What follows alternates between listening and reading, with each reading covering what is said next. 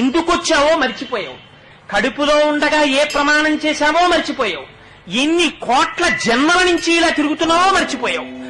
మళ్ళీ నా వాళ్ళు 4 రూపాయలు సంపాదించాలని మళ్ళీ పట్టుకుని బయలుదేరావు. ఇంత సంపాదించి నువ్వు పట్టుకెళ్లేది ఏముందో చూపించు. ఇంతకాలం నా కొడుకు నా కూతురన్న కాయము లోపల జీవుడు ఒక్కసారి ఉత్క్రమణం అయిపోయాడా? ఆ కొడుకొచ్చి నిలబడ్డా, కోడలొచ్చి నిలబడ్డా, కూతురొచ్చి నిలబడ్డా ఏమర్రా రెప్ప వెయ్యదు, మాట వినదు. మరి దేని గురించి రానికి తాపత్రయం? ఇవన్నీ కాకుండా ఇంకొకటి ఉన్నది అన్న నమ్మకం నీకుందా? నీ ఊపిరి తీయిస్తున్నవాడెవరు? నువ్వు తిన్న అన్నాన్ని జీర్ణం చేస్తున్నవాడెవరు? నీ కంటికి చూపుగా నిలబడి చూపిస్తున్నవాడెవడు?